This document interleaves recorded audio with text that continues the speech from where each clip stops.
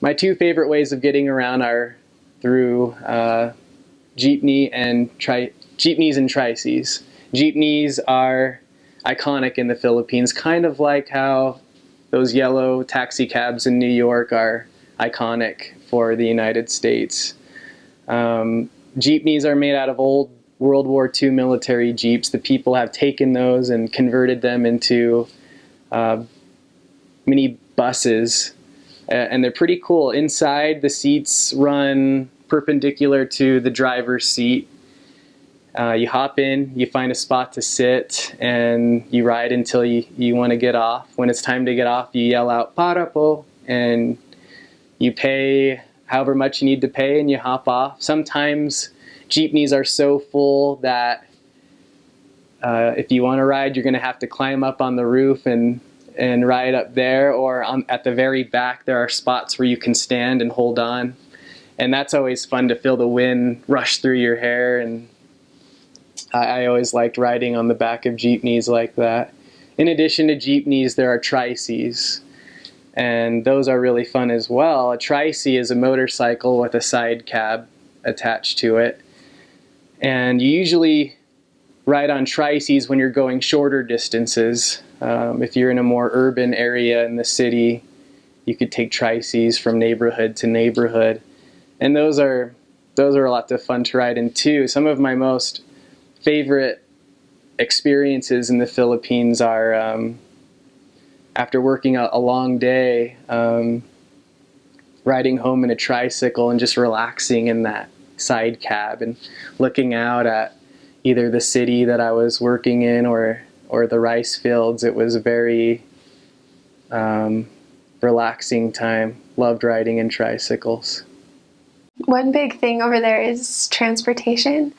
We were encouraged by our mission president never to walk for too far, because you can always find a tricycle, which is a motorcycle with a sidecar attached to it. And you tell the driver where you want to go, and you get into the sidecar, and he'll just take you there. And then once you get there, you pay him 10 pesos if it's like a short trip, or 15, sometimes 20. And it's a really efficient way to get around, just because you can always find them, and then you don't have to waste time walking. Another means of transportation that's a little bit different is a jeepney, which is like a long, pretty much jeep, but it has two benches in it that are perpendicular to the driver, and you just get in, and it has a set route, and then when you want to hop out, you just knock on the ceiling, and then you hop out the back.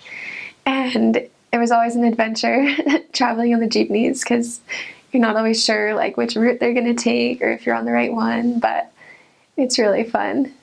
So this one time, my companion and I just hopped in a jeepney because we were coming home from a meeting, and we didn't really stop to check.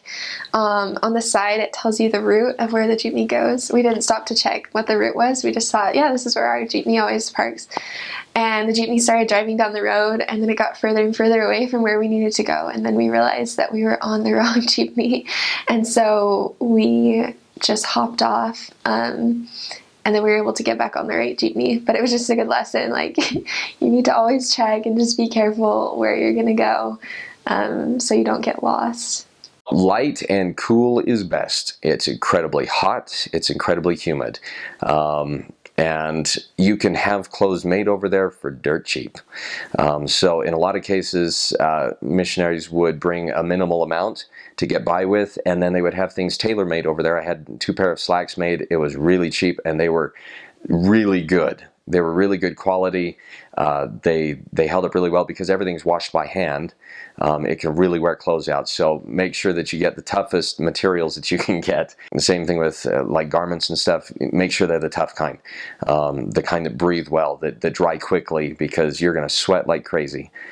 We got to the point where we carried dish towels with us, just stuck in the pocket or hanging on the strap of our backpack, because you're sweating like crazy.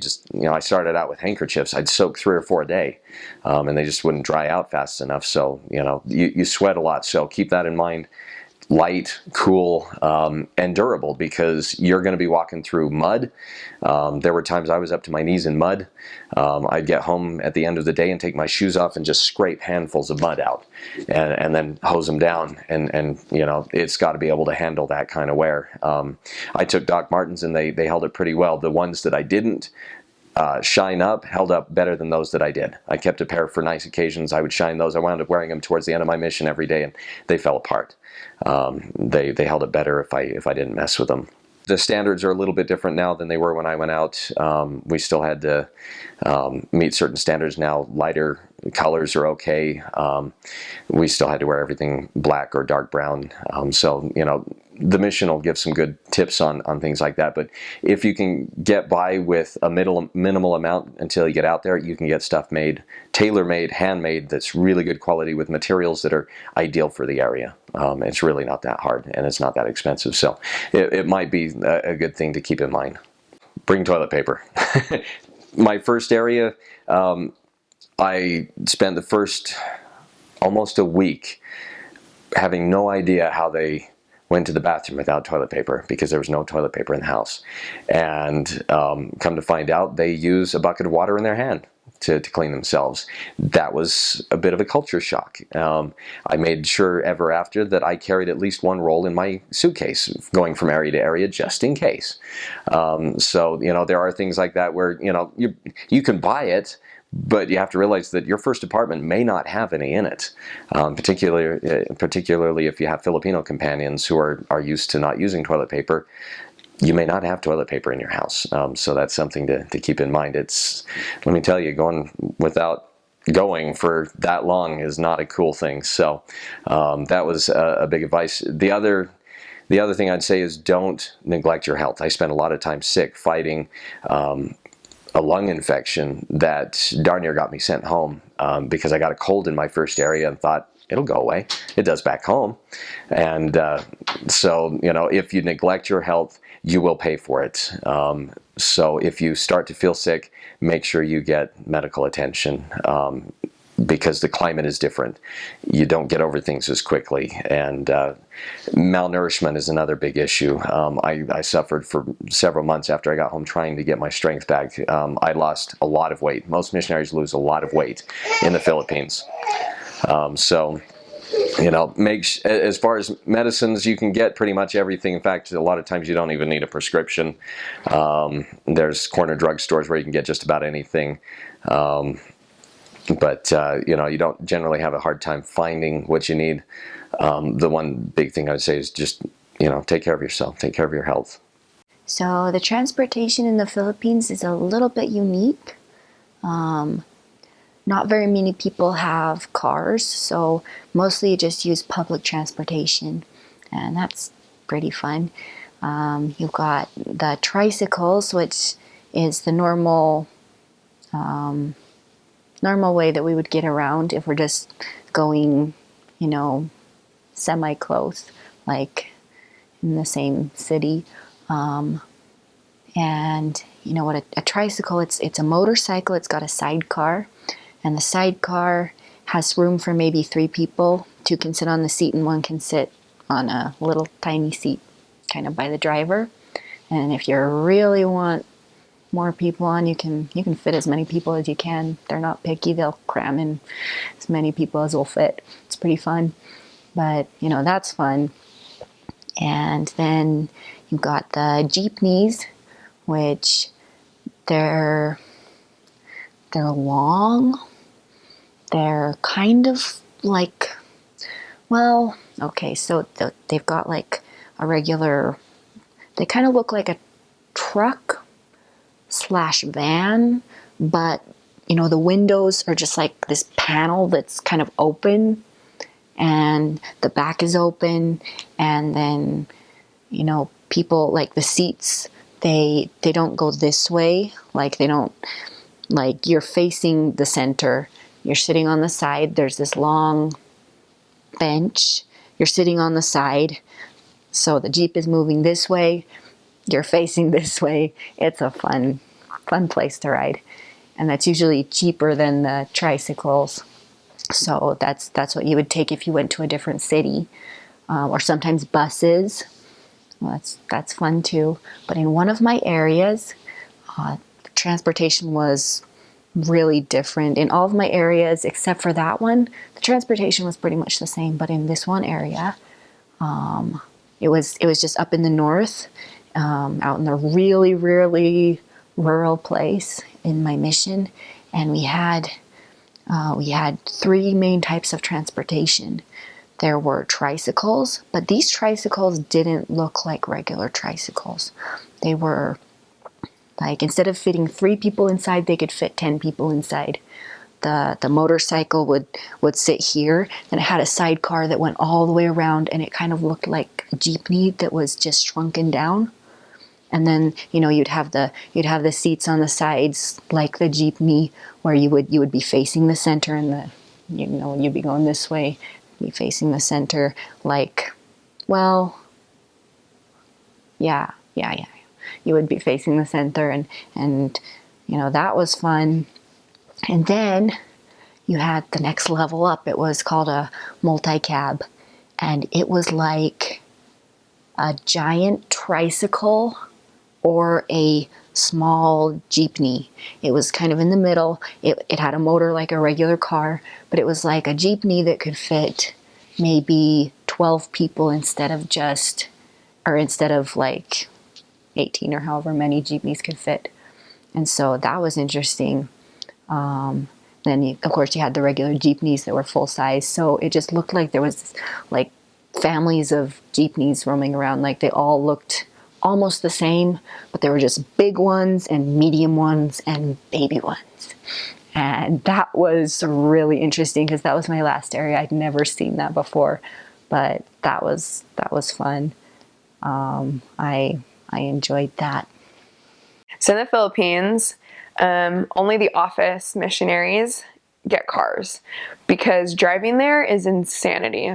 If you ask any elder that has driven a car there, they'll tell you they're like the best driver now because they can drive anywhere since they've driven in the Philippines. The 2 main ways of transportation, obviously besides walking, are jeepneys and tricycles. So what a jeepney is it's like a huge school bus, but they decorate it and they like pimp it out like crazy. They'll draw whatever they feel like. So you got like your hardcore Catholics that draw like Christ on the cross and like Mary and all these other saints. And then you have like people that are really into basketball. Filipinos love basketball. So they'll draw like all these famous basketball players like in cartoon form. And so it's fun. You'll be standing on the street waiting for a jeepney and you'll like see all these cool designs just going past you. And you'll hear them, a lot of them are blasting music in the main city areas. And they have like this chain that they pull, and when they pull it, this huge horn just blasts. It's like trying to get people to get on their jeepney. And the way jeepneys are, you sit like this, and you're sitting knee to knee to people, and there's no seat belts. There's just a bar here, and you're holding it, and so you're just riding. And it's the best place to like be a missionary because you get to talk and just talk to the people next to you, and you're like trying to yell over the music like, hi, we're missionaries, blah blah blah. And so you're like holding that and you're just like kind of bumping. It's so fun. I love jeepneys. They're like my favorite thing about like going far out to your different areas. And then the other one, tricycles. Tricycles actually are better than jeepneys because what it is it's a little dirt bike, and they attach like a side cart to it, kind of like if you've ever seen the Aristocats. Yeah, it's like that. So you have a little side buggy, and so they fit as many people on as they can. It's so funny, especially in the province areas or like the more farmland areas where there's not as many people and there's not as much traffic. They'll fit like 10 people on one tricycle. They'll pile them like on top and behind the driver. And that was my favorite because we'd be sitting, my favorite spot was behind the driver because I'd be holding on and we're side saddling it. And then we'd just be riding through and he'd be zipping through traffic like crazy. And you're just like, am I going to live? Or my legs going to get chopped off? Because there's all these big rigs coming through at the same time. So yeah, that's the transportation in the Philippines. You can expect a crazy time. The buses over there are crazy. I love it though. There's pretty much no traffic laws the farther outside of the city you get. Sometimes we'd be going 80 miles an hour, swerving around other buses and motorcycles and diesels and gas tank trucks, stuff like that. Thing over there that they do culture-wise is like if you want to pass somebody, like you honk, like, and then you can pass something like that, so they know that you're going to pass them and stuff like that. But yeah, the buses are sketchy, I guess you could say, a little bit. The cheapest buses are the more dangerous ones, because all they have are 2 exit doors. The seats are hard. Some of them are wooden. And, I mean, most of them now would have, like, some sort of padding or cushioning on the back of them. It's always a fun thing to ride a bus, because you can stand up, sit in a seat, or stand right by the door, help people get in or whatever. You can stop the bus by a whole bunch of different ways. The main one that most people use is just para. You just tell the bus driver to stop, but you have to shout it so he can hear you, and then he'll just put on the brakes like hardcore, pull over to the side of the road. All right, bye, and keep going. Or if you had a coin on you, smack a metal rod, ding, ding, ding. They hear that really well. Or most of the cheap buses have like a plywood or something on top that you can smack semi-hard, and it's really loud. Like you could hear that over a horn honking thing like that. Jeepneys, I'm sure lots of people have heard of Jeepneys. It's pretty much an elongated bus, about 3/4 the height of a regular like Bluebird bus that we would use over here for school transportation.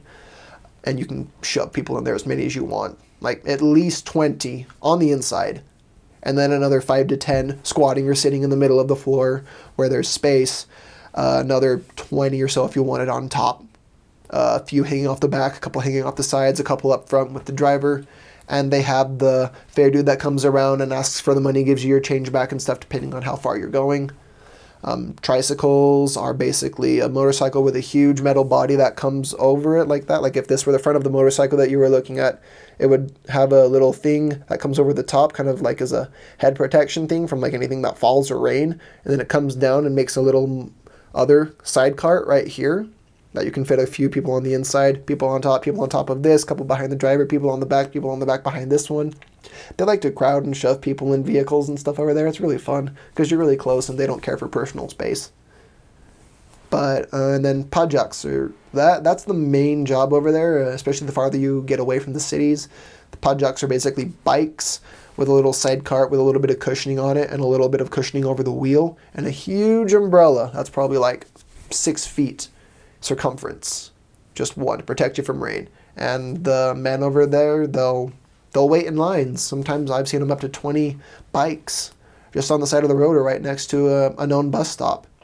And as soon as they see someone hop out, they'll pajak, like something like that, and ask if you need a ride. And if you say yeah, they'll hop on their bike, pedal over to you, ask you where you're going, they'll take you to it. It's the cheapest place to get around, close. At least tricycles are a bit more expensive. The buses, though, they do have a few different types of buses. The cheap ones, the more expensive ones are a bit nicer. A lot more people can't afford them and stuff like that, so it won't be crowded or packed inside the buses. The nicest buses over there are green, and you know if you see a bus coming and you're trying to get somewhere fast, you can always take a green bus. It's got a neon light in the front that says where it's going, thing like that. And it only has one door to enter it, right in the very front. It's got the AC. It's got curtains to cover up the windows if you want to sleep. It's got nice padded seats. And most always they'll either have some sort of good music playing on or a movie. And they love American movies for some weird reason, even though they probably don't understand it too well. But those are the nicer buses.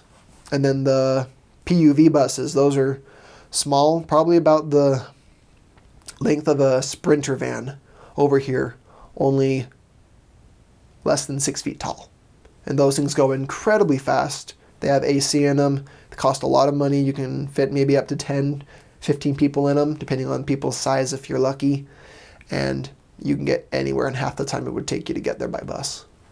A bike rider, if you're poor, that's what you do. You use a bike with a side cart and an umbrella. If you're a little bit richer and have a motorcycle, you can be someone's personal taxi, thing like that. Pretty cheap. I've seen up to 5 people on a motorcycle sometimes. Going 60, 70 miles down the highway. praying that they won't crash because they weave in and out of traffic like none other. If you're richer than that, you have a jeepney. And if you have a good paying job, you can work for the bus companies over there, and they pay pretty decent. As far as traveling goes, it's basically the same on all the different islands. If you're going from one island to another, you're going to take a boat. And depending on where you're going, that will give you how long it takes. But traveling from place to place in your area, from your area to another one for like district meeting or zone conference or something like that. Usually from area to area in your area, place to place there, you're going to take a trike or a hobble hobble. Hobble hobble is just a motorcycle, and both of you will get on the back of it and ride off wherever. You pay the driver. Trike is a motorcycle that has like a side cart attached to it, and the side cart will usually seat anywhere from 2 to 5 or 6 people, depending on how big it is. You fit 1 or 2 people on the motorcycle too, along with the driver. So they can get pretty full, but it's safe. Don't freak out about it. They know what they're doing. There's always buses. They have a Jeepneys, which is, it's like a Jeeps that were left behind from wars or other things. They converted them into transportation, so it's like the back part is basically like the covering they have for trucks and stuff, and they have benches that go along the walls, and you just sit down in it. And the Jeepneys have specific routes that they drive, so you'll just get off whenever you get to the spot that you need to go. Whereas trikes, usually they'll have a specific area that they drive within, but they'll take you anywhere within that area. It's the same thing with the hobble hobble. And then buses have their routes, and you stop them along the way if you need to get off. Weather. It's usually pretty good weather. If I remember correctly, in the Philippines it doesn't get below 70, if not like even higher than that. It's usually between like from 80 to 90 something degrees most of the time. So it's really nice. It's pretty tropical because you're on islands in the middle of the ocean, so it's humid definitely, but you get used to it. Occasionally it rains, sometimes without warning, so make sure you take an umbrella with you most of the time just to be sure. Especially during rainy season, there are definitely going to be times when you don't need it, but there's also times where you think you don't need it and you do. So, and as far as storms and stuff go, it's kind of funny because while I was out there, like, you hear about storms going on in the Philippines all the time. Members and just people in the area are talking to you about it. And then like my family and people would email me asking me if I was okay and everything. But what's really nice is Cebu is not like in the exact center of the Philippines. However, it is surrounded by a lot of different islands. So Cebu itself doesn't often hit with really heavy, hard, like tropical storms, hurricanes, and that kind of stuff. It does happen sometimes where Cebu is affected, but it's usually close to, if not at its least severe point when it hits Cebu. Sometimes Bohol can get hit pretty hard.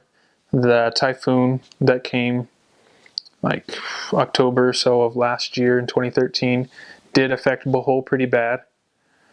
But again, that's part of their life. I mean, they live with the understanding that at any time a storm could come and kind of destroy their house or their living or take someone from them. It doesn't make it any less sad, but it is something that they understand. And it is nice because in the church and in the mission and everything, we get to help them build things back up as much as we can. I wasn't on Negros for very long. I was only there for about 3 or so months, but I didn't see any big storms or anything hit there while I was there. So I'm assuming it's similar to Cebu, if not even better, because it's more towards the center of the Philippines.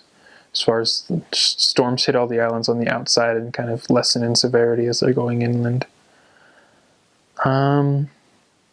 Cebu living on Cebu, or in any of the other islands in the mission. The jobs and kind of lifestyles that people have depends a lot on where you are. So most of the areas that I served in were in like a rural area. You'll learn to call it the bukid. But just because of that, people had all different sorts of jobs. If you're in a rural area, then hopefully you get a chance to help plant or harvest rice. Again, something that you should try once, because it can be fun if you go about it the right way, but at the very least it's like mind-opening to you to see what kind of lives these people have and how difficult of a job it is. So there's people who have tens or even hundreds of like spots or little fields of rice that they're in charge of harvesting and planting and keeping for the main part. And it's a very demanding and difficult job. Other jobs, you have trike drivers, people that drive their hobble, bus drivers, all the different transportation. Obviously, on buses and sometimes on jeepneys, they have someone that's called a conductor, and they're just responsible for making sure everybody pays the correct amount for where they're trying to go. There's jobs in the stores, whether it's like a little store in someone's house that you just go to, or whether it's like basically the Walmarts of there, like Gaisano or SM or those kinds of things. Those are different jobs that they can have. Some travel tips and advice would definitely be, if you're in a city, then I would suggest that you just never have your wallet in your pockets at all, especially your back pockets. I actually got my wallet stolen once. It wasn't even in my back pocket. It was just in some loose shorts that I had after we were coming back from doing a service project, and it was lost. So I lost some money, my debit card, and some other stuff, and I had to get all that stuff replaced.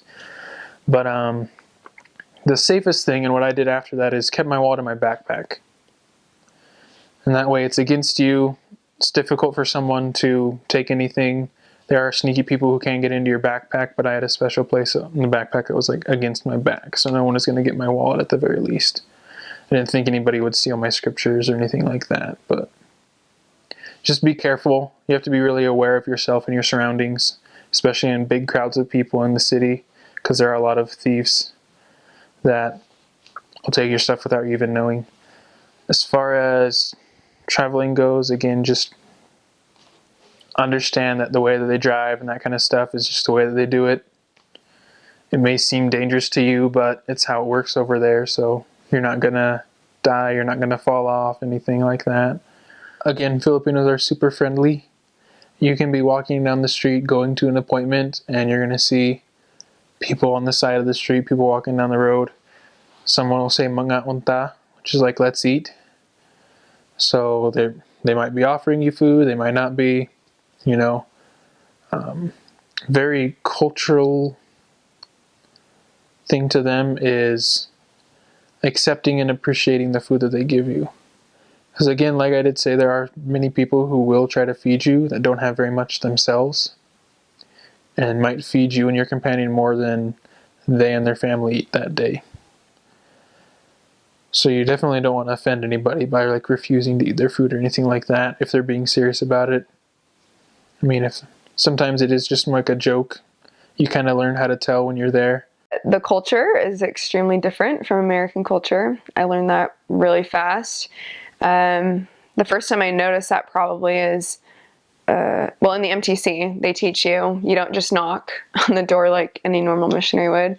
You just stand out, like, let's say there's a fence or something, you stand outside, and this is what everyone does. They just yell, "Tao po," and it's just Tao means people, and so it's a respectful way of basically yelling, "Tao po, or people, people," and you wait for them to come outside, and then they'll say, "Sino yen?"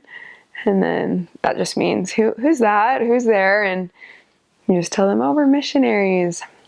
And one thing I just adore about the Filipinos is even though they're really shy, they're shy to like meet new people, or they're shy sometimes in conversation, but they're not shy when it comes to eating.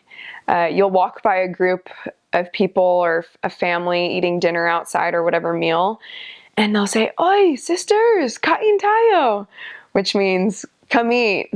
And they'll just keep like being super persistent. They're like, come eat. And we're like, no, really, we just ate, we're fine. And they're like, no, come on, come eat, sisters, come on. And I love that because that just shows like how much they really love their fellow beings. It wasn't just with missionaries. They would say that to anyone. Or if we come in to teach a lesson and part of the family's eating dinner still, we're going to go teach an investigator, they would say that. They're like, oh, sisters, kain tayo. And we're like, we're here to teach, it's fine. And so I love that about them. One thing you don't do, definitely when you're sitting and eating dinner, if they offer you more, just accept it. They love it when you eat. Even if it seems like there's just a little bit of food, they're very big on hospitality and giving. That's what they're really known for, is their love and their charity towards other people. And so definitely just accept it and thank them so much for their generosity. You'll come across a lot of different holidays in the Philippines.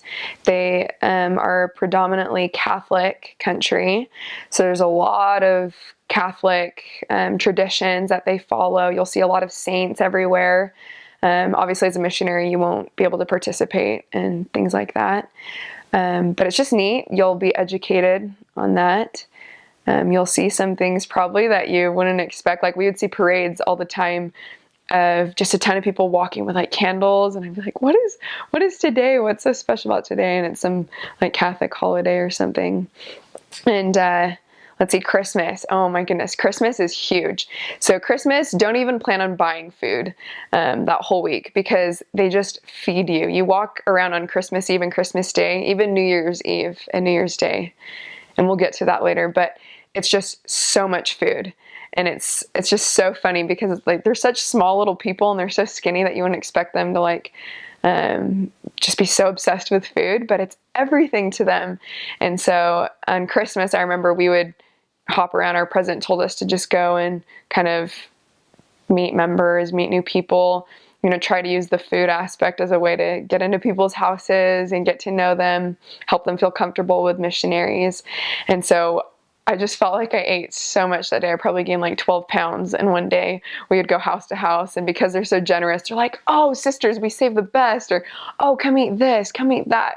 And it was so fun because you're just going around meeting new people that you've never met before. And yet they're inviting you into their houses, and they're like, come eat with us.